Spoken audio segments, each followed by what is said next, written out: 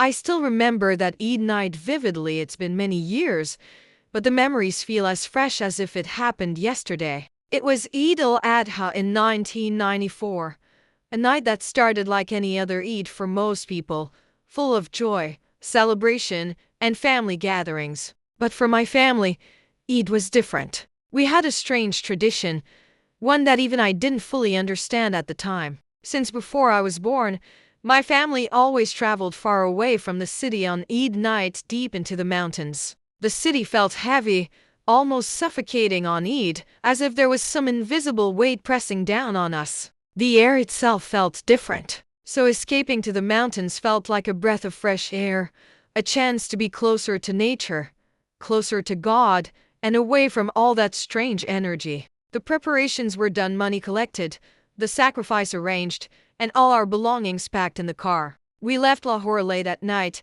driving carefully on the narrow and winding mountain roads. The vehicle shuddered violently, and I saw my brother's face pale with fear. The car began to slide backward, slowly inching closer to the edge of the cliff. My heart stopped, time seemed to freeze. My brother grabbed the handbrake in a desperate attempt to stop the slide. The tires screeched against the rocky road. Slowly, miraculously, the car stopped just inches from the edge. I let out a shaky breath but was still trembling. Then, something caught my eye through the windshield, a black cat, but unlike any cat I had seen before. It was missing its eyes and neck, a horrifying sight that sent chills down my spine. A strange, foul smell filled the car, the scent of death. The cat's blood was smeared across the windshield, marking that terrifying moment forever. We tried to shake off the fear and continued driving, but soon we saw a woman sitting alone on the side of the road. She was crying uncontrollably, her sobs echoing through the night. Next to her lay a man, unconscious and bleeding. My father insisted we stop and help them. The woman begged us to take her husband to the nearest village, her voice filled with desperation. We offered water, Zamzam water, known for its purity and healing, hoping it would revive him. But as soon as he drank it, the man's eyes snapped open. His face twisted with rage, and he screamed curses at us, spitting venomous words that shook us to the core. Fear paralyzed us, and we decided to leave quickly. As we drove away, we saw the same couple again, this time standing silently in the darkness, staring at us with eyes full of hatred. A sharp pain struck my chest, and I struggled to breathe.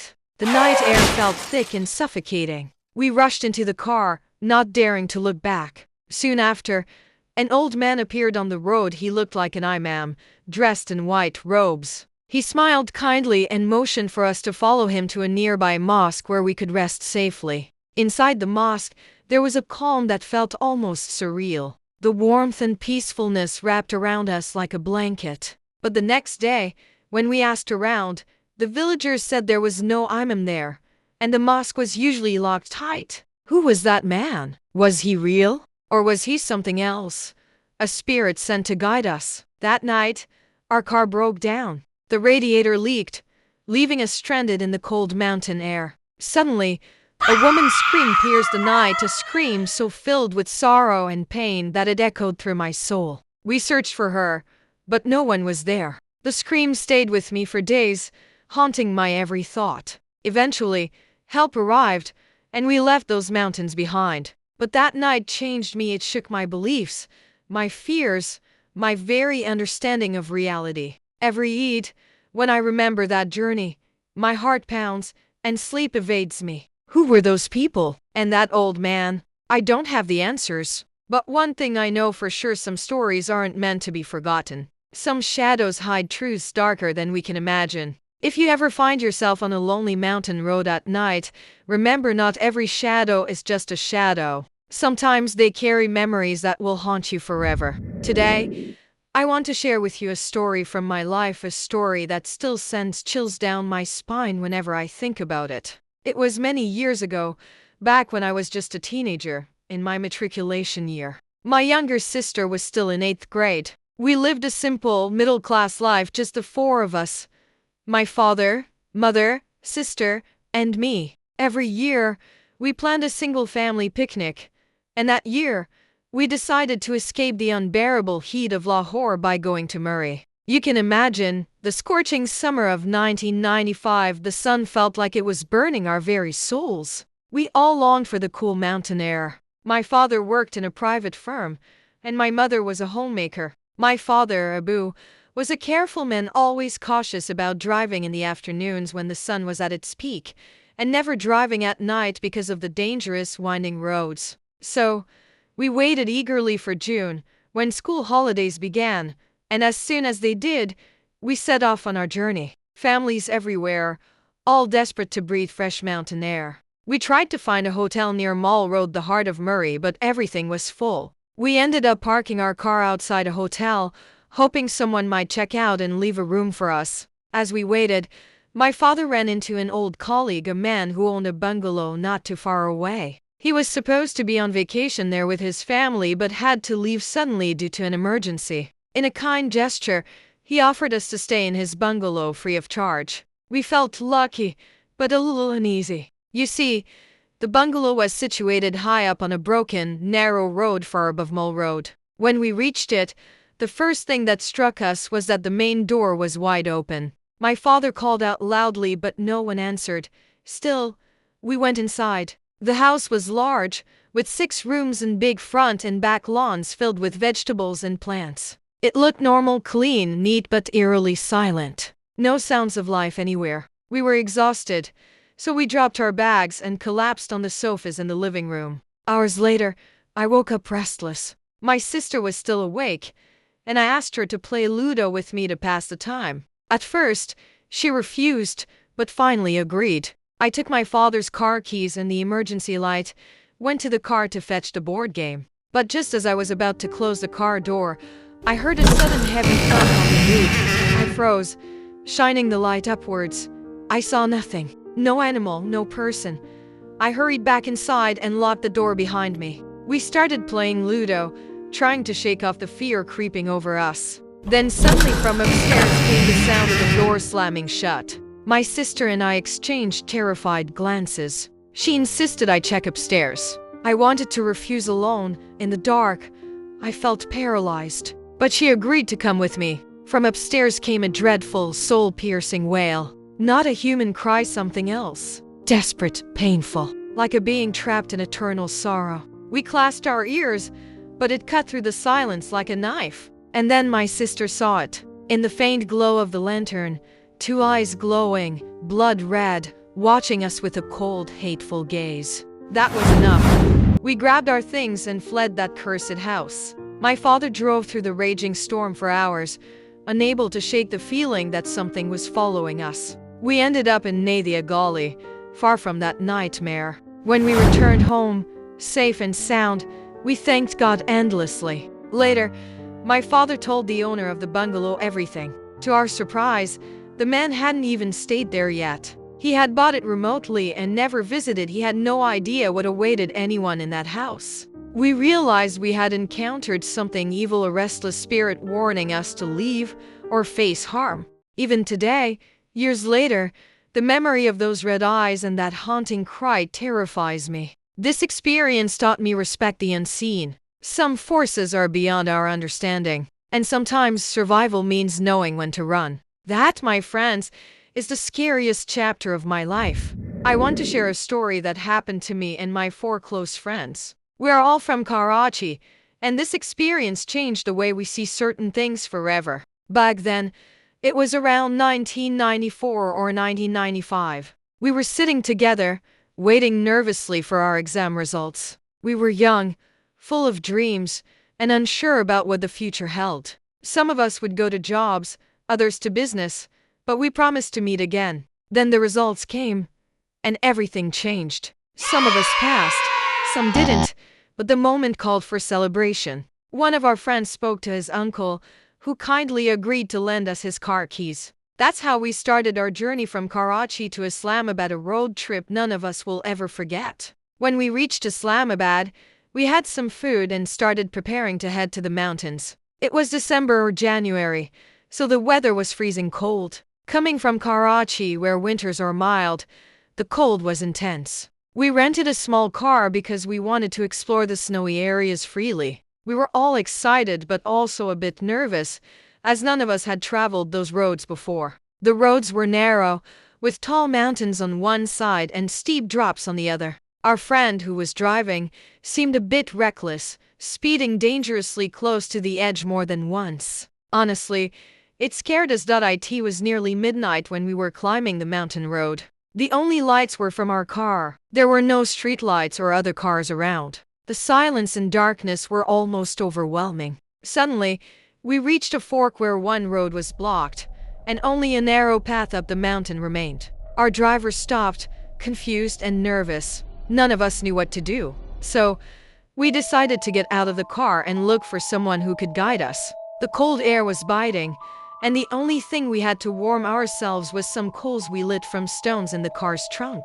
We sat around the small fire, trying to laugh and keep our spirits up, but deep down, the unease was growing. After some time, we heard strange sounds coming from the forest nearby, rustling leaves, bird wings flapping, but something about it didn't feel natural.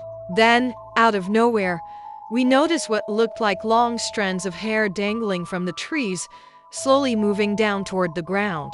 It was as if a figure was emerging, a woman, standing unnaturally tall with her hands touching the ground. Her face was hidden behind her thick hair, but we could feel her eyes on us. Fear struck us all at once. We scrambled back to the car and sped off as fast as we could, but when I glanced back, she was still following us. She ran in a strange way, with her hands dragging along the ground. We didn't stop until we saw a faint lantern light ahead, a small roadside tea stall. The man there was startled by our appearance and invited us inside to warm up.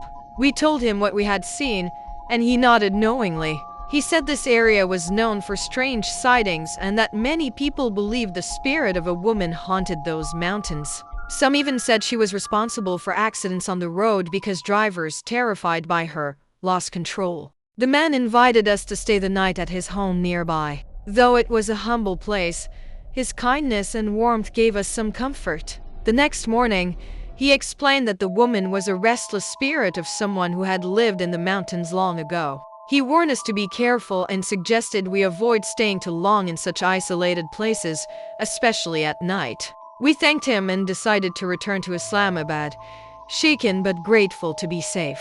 On the way back, I kept thinking about how close we had come to danger. It was a night full of fear, but also an unforgettable lesson about respect for the unknown. Since then, none of us dared to visit those mountain roads again at night. And whenever we meet, we remember that chilling night and wonder who was that woman. Some questions never get answers, but this story remains with me. A reminder of the strange and mysterious things that exist just beyond the edge of our everyday lives. I want to share a story that has haunted me for years, a story from 1994, when I was just 14 years old. It's about a journey my family and cousins took from Lahore into the mountains, a journey that turned from excitement into fear and left us shaken to our core. It all started in the summer holidays, June or July. I can't remember exactly. Our relatives from Karachi had come to Lahore, and as usual, when we all gathered, the air was full of laughter and excitement. We were a big group, maybe 60 or 70 people, all cousins and family, ready for an adventure. I remember that night vividly. We were all so excited about the trip the next day that none of us could sleep. The whole night, we stayed awake in anticipation, talking, laughing, but deep down, I think none of us knew what was coming. The next morning, we all boarded a bus heading towards the mountainous areas near Narration. The road was rough and narrow, and the scenery breathtaking. But soon, things started to feel different. Our bus driver was a cheerful young man, always telling jokes and keeping the mood light. But as we climbed higher, his behavior started to change. First, the bus tire went flat. We all got off to help change it. When we removed the tire, something strange fell out, a piece of cloth shaped like a goat's head. Everyone whispered that this was a sign of black magic, something evil placed to harm travelers passing that way. Suddenly, the driver's demeanor changed completely. I saw him standing outside, talking to someone invisible. His eyes were wild, filled with fear. He was making desperate gestures, like warding off an unseen enemy. I thought maybe he was tired or unwell, but when I asked him what was wrong, he denied everything. He said he had been sleeping the whole time, that I must be imagining things. Days passed, but strange things only multiplied. Our driver suddenly collapsed, having a seizure right while driving. We managed to get him to a hospital, where they said he was perfectly healthy, no epilepsy, no illness that would explain his episodes. Yet, he continued to act strangely. He'd cry, pray, and beg for protection from terrifying creatures he claimed were after him, creatures with the heads of goats, with huge horns, threatening to kill us all. One night, we found him pleading on his knees in the dark, tears streaming down his face, begging for mercy. The fear in his eyes was real and contagious. We all grew scared. Our once joyous trip was now a nightmare we couldn't wake from. Then, one night, after a long day of trekking and barely any sleep, the driver disappeared. We later learned he had fallen off a cliff nearby, barely alive but forever changed. To this day, none of us understand what exactly happened on that journey. Some say it was fate.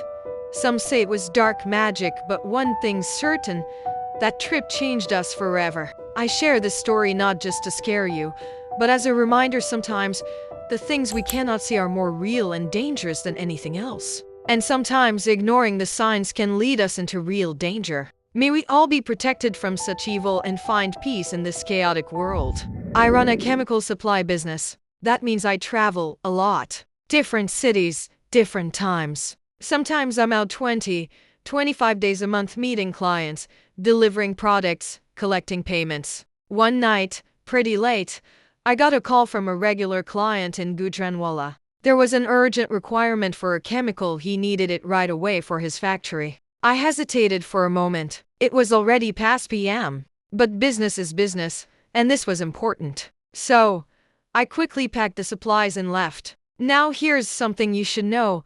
I had never taken the motorway to Gujranwala before. I always used the GD road. This time, I figured I'd try something different. Something faster. I asked them if the motorway would take me directly to Gujranwala, and they said yes. What they didn't tell me, and what I regret not asking, was what kind of road connects the motorway to Gujranwala city. What I found out later is that the road exiting the motorway toward Gujranwala is a narrow, isolated, pothole-ridden path that stretches nearly 20-25 kilometers through abandoned land. And that path is where everything changed. Anyway, I got on the motorway and began my journey. I wasn't feeling sleepy, but just to be safe, I pulled over at one of the motorway service stops to grab a cup of tea and top up fuel. When I parked the car, a boy maybe around 10 or 11 ran up to me, out of nowhere. "Sir, can I clean your car?" he asked. If you've traveled on these roads before, you know how it is. There are always a few poor kids hanging around, trying to earn a few bucks by cleaning windshields. Even though it was nearly midnight, I figured he must be here out of desperation, probably needing money badly. So I nodded, said, "Sure, clean the car, I'll be back," locked it, and headed inside. After ordering tea, I went to use the washroom. That's when the first strange thing happened. Behind the washroom was a stretch of farmland completely silent, almost eerily so. As I turned to leave, I heard something like footsteps dragging through tall grass. A crunching sound.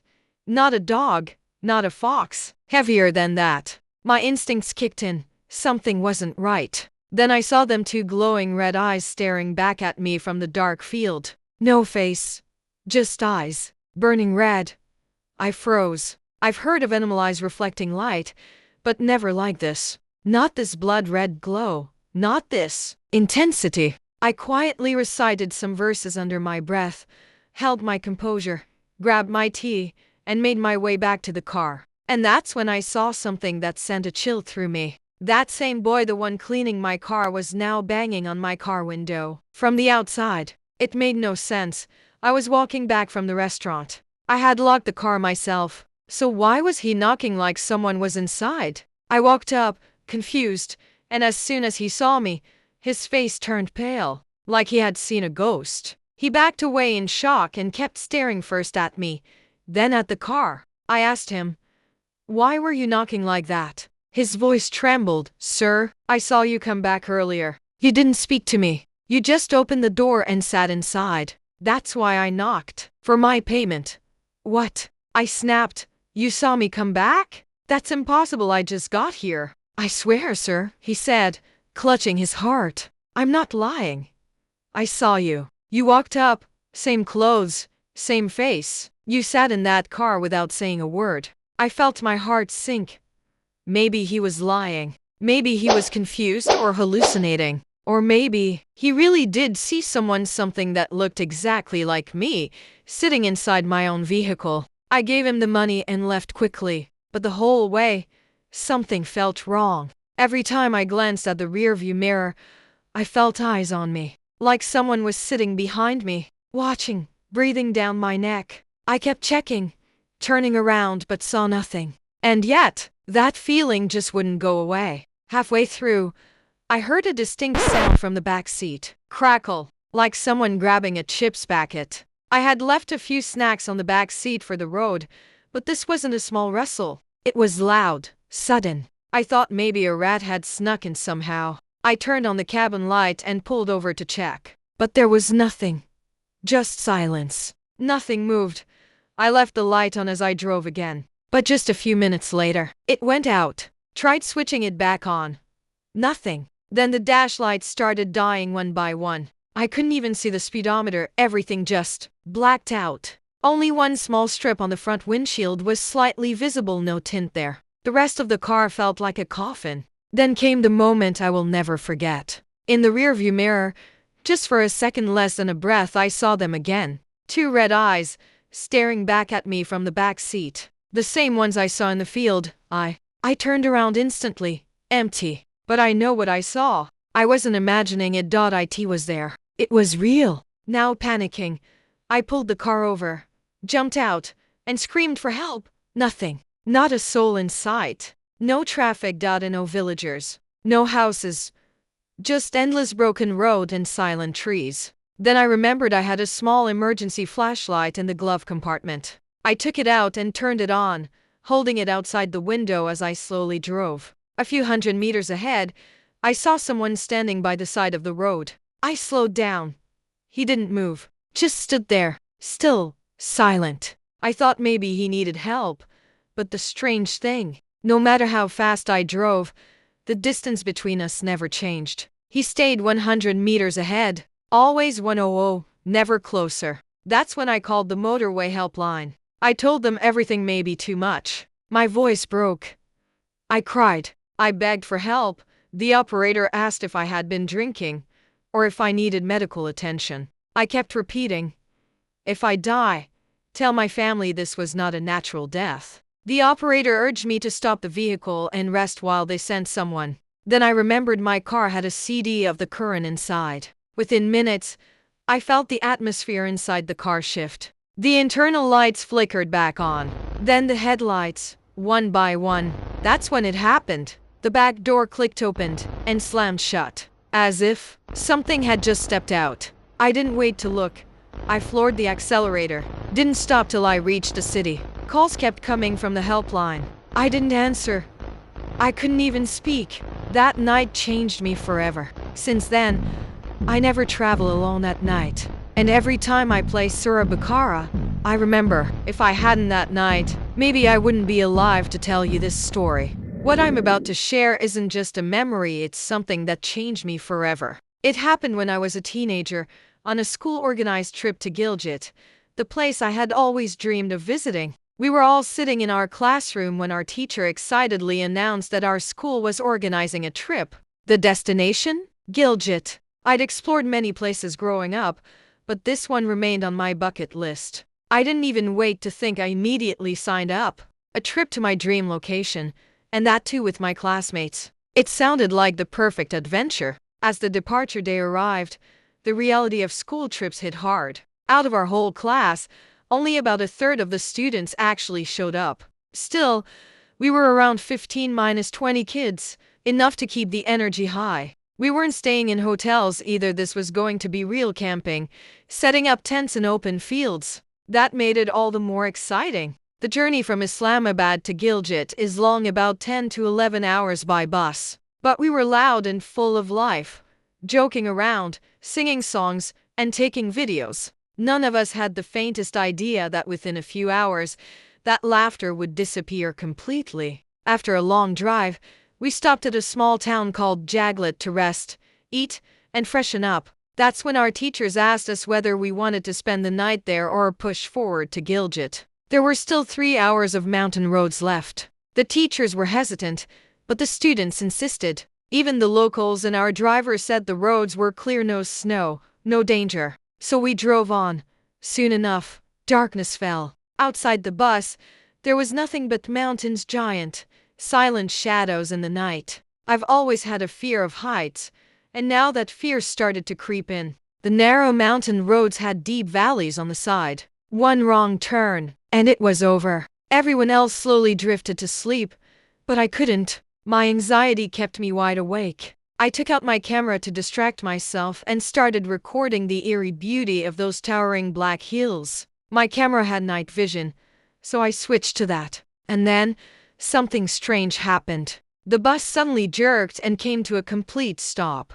All the lights went out inside and outside. Total darkness. I stumbled up to the front and asked the teacher what was going on, but even they looked confused. The driver had stepped outside to check the engine. I turned my camera light back on and kept filming the hills. That's when I saw it. Through the night vision, I caught a glimpse of something unnatural. At first, I thought it was a stray dog, but this thing was walking, no running on two legs like a human. Its body was like a wolf or dog, but upright, moving quickly across the road and disappearing into the trees. My heart dropped. I yelled for the driver to get back inside the bus. I told him what I saw. He looked at me like I'd lost my mind. I even tried to show him the footage, but when I scrolled through the recording, that part was gone. Everything else was there, but that one horrifying clip, deleted, like it never existed. The driver scolded me, told me it wasn't the time for jokes, especially when we were stranded on a dark mountain road. Even my teachers didn't believe me. I sat back down, scared and frustrated. Not long after, the bus started again, and we reached a beautiful forested campsite called Duasi. The name Duasi literally means the place where fairies live. It was beautiful, no doubt about that, but after what I'd seen, I couldn't shake the dread. We set up our tents, lit campfires to keep wild animals away, and prepared our dinner. Later that night, my friend and I went to our tent to sleep. We had kept a fire burning outside because the area was known for bears and wolves. Just 10-15 minutes after laying down, my friend whispered that he needed to go to the washroom. I told him to wait, it was dark, and we were in the forest. But he ignored me and stepped out. A few minutes passed, then I heard the zipper of our tent again. I assumed he was back and turned over in my sleeping bag, still looking at my phone. Then I felt something ice-cold, feet pressing against mine. Someone had climbed into my sleeping bag. I flinched and turned quickly. Just as I was about to say something, I heard the tent zip again. I yanked the sleeping bag off, and there was no one inside. I was shaking. I grabbed my friend and ran straight to the teachers, trying to explain what had happened. But again, no one believed me. They thought I was pulling pranks after all. I was known to be the jokester in class. That night, I barely slept. But things got worse the next morning. We were all woken up by screams. 2 boys had run out of their tent with their clothes on fire. Teachers rushed to help, threw blankets over them, and thankfully managed to put the fire out. The boys had minor injuries, but they were terrified. When we inspected the inside of their tent, there was no trace of firewood or any source that could have caused it. Everyone assumed the boys had been secretly smoking, but they swore they hadn't. They even begged the teachers to search them. No one believed them, but I did, because I knew this place wasn't normal. Later that night, something even more terrifying happened. One of our teachers went out to relieve himself and wandered near the edge of a small cliff. A few minutes later, we heard him scream. We rushed over and found him on the ground, pointing into the darkness. There she is. That woman. She's coming toward me. He was shaking, completely out of it. Other teachers tried to calm him down, thinking he was hallucinating. But then he said something that made my blood run cold. There's a dog, walking on 2 legs. It's coming. That was exactly what I had seen on the bus. We carried the teacher back to his tent. He kept muttering strange things about animals crawling on him, voices whispering. And then, as I was leaving his tent, he screamed again, far ahead. Behind you, she's right there. I spun around. Nothing. The teachers outside thought he was having a drug reaction. But he never even smoked. The next morning, he acted like nothing happened. When we asked him, he said he remembered going out to use the washroom, heard footsteps in the bushes, and then blacked out. That evening, as we sat around the fire, one teacher suggested we all share ghost stories. He began telling a story about a girl's voice that his friends once heard singing in the forest during a trip to the same place. And then, we heard it, a faint humming sound, like a young girl softly singing from the woods. We all froze. The teacher who was telling the story looked like he had seen a ghost. When we asked why he was so scared, he admitted something shocking. I made that story up. It was fake. I never actually heard anything before. Now he was hearing it too. Our religious studies teacher immediately led us in reciting verses from the Quran. The humming slowly faded away. We were advised to read Ayatul Kursi before bed and leave the next day. The teachers said this place was heavy spiritually occupied. We agreed. No one wanted to stay another night. But what happened next still haunts me more than anything else. Around 2:30 a.m., we were all jolted awake by loud screaming. A boy from another tent was found covered in blood, with deep scratches on his leg as if an animal had attacked him. But when we rushed into his tent, his roommate was gone, vanished. We searched the forest, shouted his name, combed through the area. No signs. No blood trail. No paw prints. No footprints.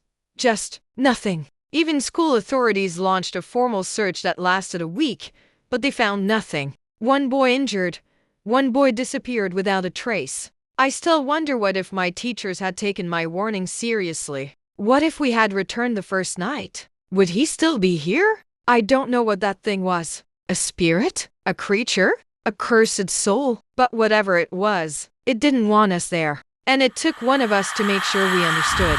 I'm in my early 60s now, but the incident I'm about to share with you happened almost 30 years ago. Even after all these years, I remember it as if it happened just yesterday. Back then, I was a young man newly married, full of hopes and excitement. It was sometime between 1988 and 1991. I can't recall the exact year, but what I do remember clearly is that our traditions were still very much alive. In our community after the wedding, the bride didn't immediately leave with the groom. She stayed back with her family for a week or so. Then the groom would come to pick her up, and the couple would head out for their honeymoon. I was a government officer, and my wife was a doctor. When the time came to bring her home, we planned a short trip to Nadia Gali, a peaceful hill station. I had already booked a small government rest house there, nothing fancy, just a quiet, secluded place away from the city. I spent the first night after bringing her home at my in-laws,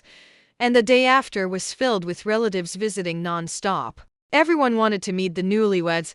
Honestly, I was exhausted. It felt less like a honeymoon and more like a never-ending job interview. Every new relative had questions, expectations, and I was just drained. By around 5:30 in the evening, I'd had enough. My in-laws warned us not to travel that late. The mountain roads were dangerous, especially at night. But I was tired of smiling and nodding at people. I told my wife, "Let's just go." She agreed, and we left. The sun was already setting as we hit the mountain road. It was either February or March. I remember snow was still scattered along the roadside, though the snowfall had stopped. The cold was sharp, but the sky was clear. As we drove higher into the mountains, darkness crept in fast. I turned on the headlights, and beyond their beam, there was nothing but shadows. No other cars were on the road. We were completely alone.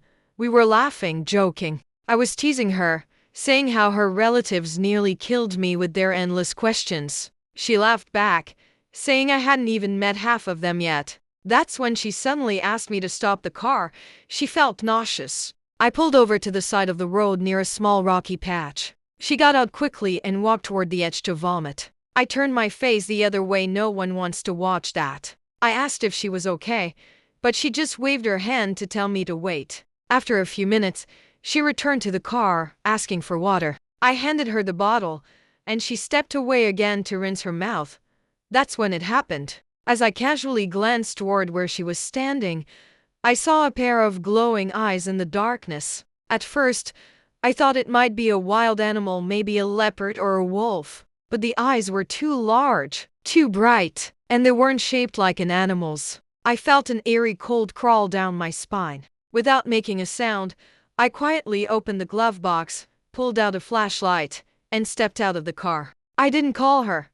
I didn't honk. I didn't want to startle whatever it was. Slowly, cautiously, I walked closer to where she stood, and then I turned on the flashlight. What I saw has haunted me ever since. It was a woman.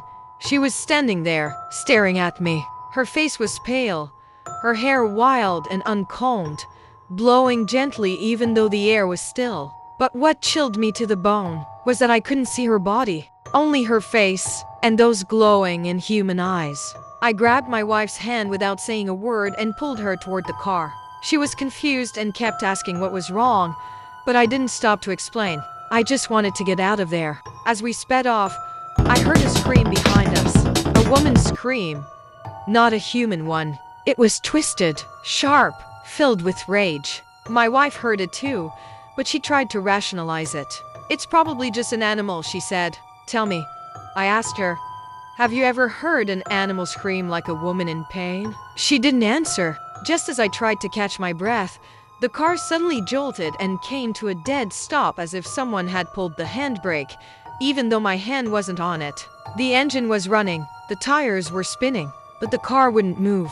But no matter what I did, the car just refused to move.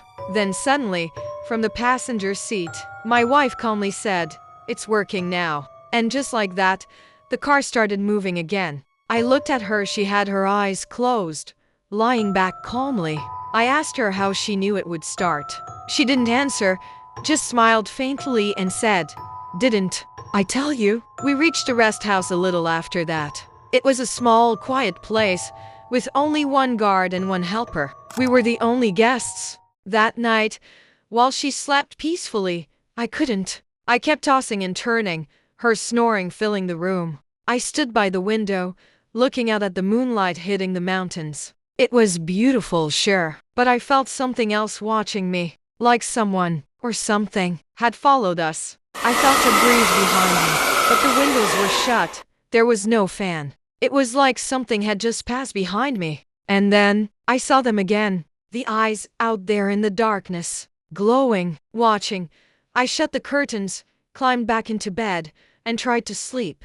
But that night, I had the most terrifying dream. The woman appeared again. She didn't speak. She just stood there, watching me. And in my dream, I couldn't move, couldn't speak.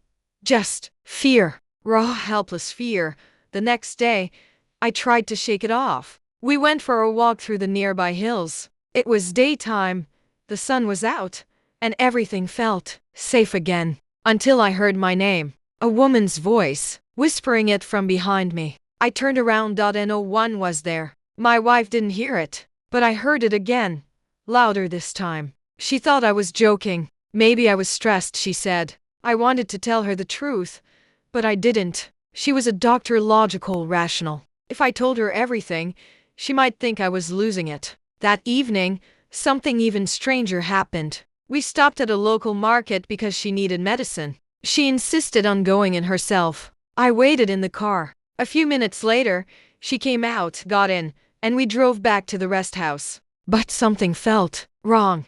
She kept staring at me, or rather, at my necklace, a small amulet I wore for protection. Finally, she asked, "Why do you wear this? You're educated. You shouldn't believe in superstitions." I shrugged it off, but when we reached the rest house, she didn't follow me inside. I went in, thinking she was right behind me. The phone at the reception rang. The staff member answered, then called out, "Sir, it's your wife." I was confused. "She's right here," I said. But when I picked up the phone, it really was her. She was still at the medical store. "Why did you leave me?" she asked. I felt the blood drain from my face. Then who had been sitting next to me in the car, staring at my amulet? I raced back to the market with the guard and helper. She was there, angry, cold, waiting. We packed our things and left that place immediately. To this day, I don't know what that was. Who was the woman I saw on the mountainside? What was the thing that got in my car? Why did it want me to remove my protective charm? And most importantly, why did it choose to follow me?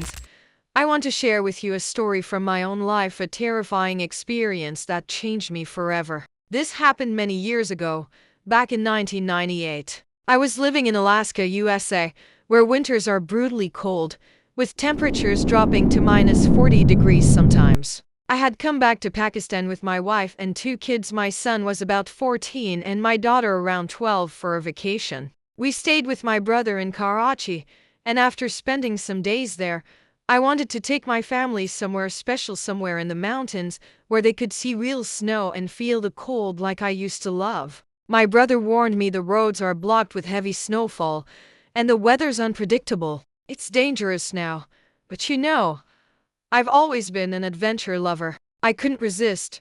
I rented an SUV, packed everything we might need: emergency lights, coal, kerosene, chains for the tires, first aid kits, you name it. I had it in the car. My brother even secretly gave me a pistol for protection, just in case. We set off towards a place called Thandia, a remote mountainous area famous for its freezing cold. At first, the roads were covered in patches of snow, but as we moved higher, the snow became thicker, the roads more slippery. The sun was shining faintly, and we felt hopeful. Thick black clouds rolled in quickly, and the wind picked up, carrying a chilling silence. What should have been early afternoon started to feel like night. Thunder rumbled in the distance, and soon, it began snowing heavily. Visibility dropped, the road vanished beneath the endless white. I told my wife and kids we should turn back, it was too dangerous. They wanted to push forward, excited by the adventure. I tried to reassure them, but deep down, I was anxious. Still, we decided to stop and wait for the storm to ease. Hours passed, and the storm worsened. The snow turned into a fierce blizzard, the kind that blinds you and freezes everything it touches. Our SUV was soon buried in snow, and the engine started to struggle. I tried starting it multiple times, but no luck. We were stuck. We managed to find a small wooden hut nearby, empty and old, but shelter nonetheless. The snow had frozen its door shut, so I had to break the ice with a hammer to get inside. It was bare inside, no furniture. Nothing, just cold wooden walls, but at least it kept the wind out. My wife took our daughter inside to use a small washroom attached to the hut. That's when things began to get strange. Both my wife and daughter told me later that they felt someone or something watching them. My daughter said she felt a hand touch her shoulder, just like earlier when she was alone in the washroom. My wife saw a pair of eyes staring through the grimy window, eyes that were not human. I wanted to dismiss it as fear and imagination, the kind that creeps in when you're stuck in a cold, dark place, far from help. But I could see the fear in their eyes. Even my son was visibly shaken, hiding close to me. Suddenly, out of nowhere, another vehicle, a large wagon, came sliding uncontrollably down the hill, crashing directly into our SUV. The airbags deployed, and the impact left our car crippled, engine dead. We barely had time to react before we all rushed into the hut again. The night was the worst part. The storm didn't stop. Outside, we could hear strange noises, footsteps crunching on the snow, knocking on the wooden walls, and guttural growls that sounded like wild animals circling us. Wolves, bears, or maybe even something worse. I told my family to keep quiet and stay close. I shouted the call to prayer loudly, hoping to scare away whatever it was. For a moment, the noises stopped. Then came a shadow, tall and dark, half inside the hut, half outside. We all screamed, but I kept reciting prayers. The shadow slowly faded away, and we ran back to the SUV, piling in together, trembling under layers of blankets. We fell into an uneasy sleep, exhausted beyond words. But even in sleep, the nightmare didn't end. I woke up in pain, a burning sensation on my leg. I found a hot coal resting on my skin. How it got there, I'll never know. The fear, the cold, and the isolation played tricks on us. We were trapped in that frozen wasteland for 2 days, no phone signal, no help. My brother, back in Karachi, had noticed the news about heavy snowfall in the mountains and came searching for us. By a miracle, A rescue team found us and took us to safety. Looking back, it was the most terrifying experience of my life. Alone with my family, surrounded by the frozen silence of the mountains, with the cold, fear, and unknown creatures lurking nearby, it felt like a brush with death itself. If you ever find yourself tempted to seek adventure in the wild, please be careful. Nature is beautiful but ruthless.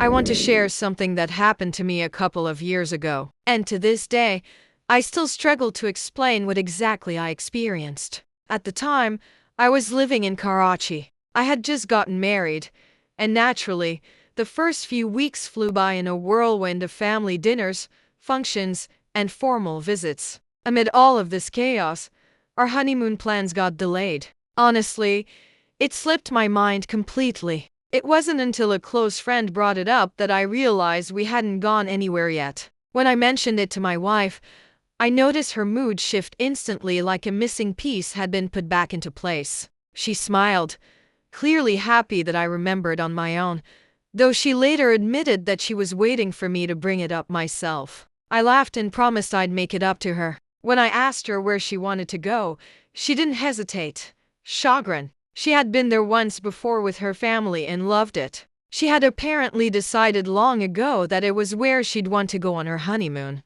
I'd heard about the place too, but not in the way you'd expect. A couple of friends had been there before and weren't too impressed. They told me there wasn't much to do, just a quiet hotel surrounded by a forest and not much else. One of them even warned me about the bad roads and frequent landslides. I put the call on speaker so my wife could hear everything and hopefully reconsider. But after a full hour of convincing both from my friend and me, her response was simple and calm. It's your choice. But I'd really prefer Chagrin, and that was that. So we packed our bags and hit the road. After a brief stop in Lahore, then Islamabad, we were finally making our way up the mountainous roads towards Chagrin. The air grew colder, the roads narrower. By the time we reached the hotel, it was past p.m., and darkness had completely swallowed the surroundings. The place was packed, apparently. A wedding party had taken over most of the hotel. The parking area was full, so a hotel watchman guided me to a lonely patch quite far down the hill to park my car. The area was so quiet, so isolated.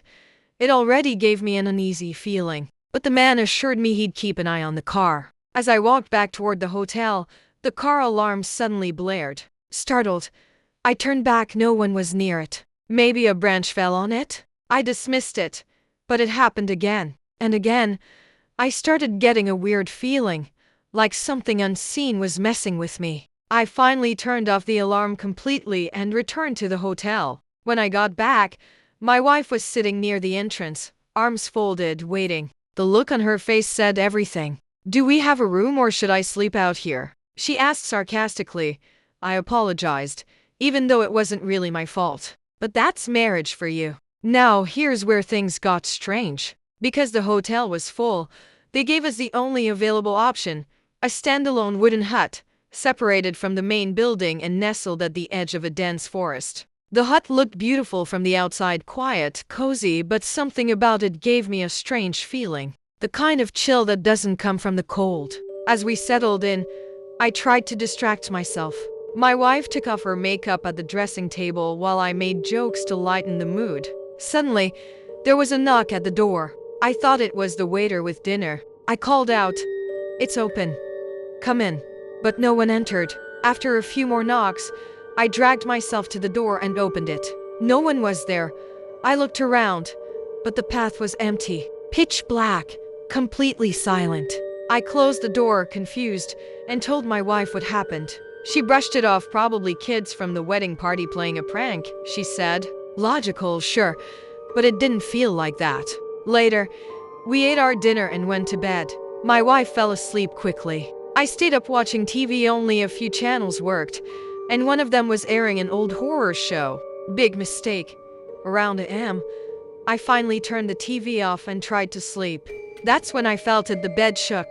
Like, really shook. Not a little creak. A jolt. My heart leapt. Was that an earthquake? I sat up, heart pounding. I waited, listened, checked the walls, the ceiling, the little hanging decorations in the room. Nothing else was moving, just the bed. I lay down again, trying to convince myself it was my imagination. But moments later it happened again. Harder. This time I jumped off the bed and checked every corner. Nothing. To calm myself, I stepped outside for a cigarette. The mist was thick, visibility barely a few feet. That's when I heard it.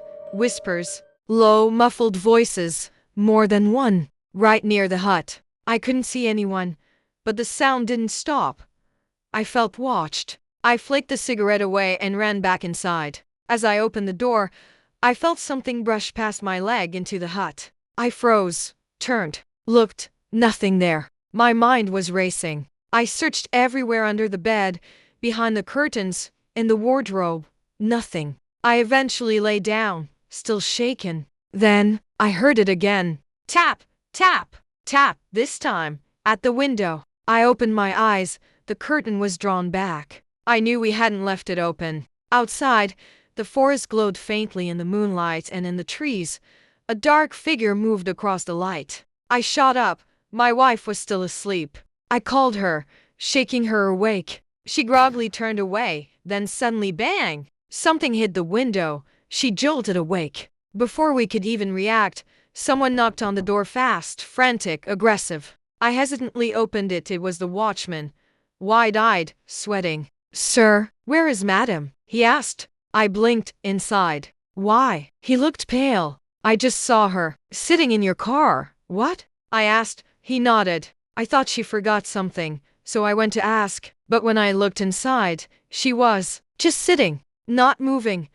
I knocked on the window, no response. I turned around to get help, and when I looked back, she was gone. I didn't wait to hear more. I packed everything in a panic, went to reception, demanded a refund, and refused to stay a minute longer. They didn't argue. In fact, the receptionist quietly admitted there were issues with that hut before. We thought they were taken care of. We spent the rest of the night in the hotel lobby. As soon as the morning light broke through the mist, we left chagrin and never looked back. Even now, I can't explain what we saw, but something was watching us. Something was inside that hut.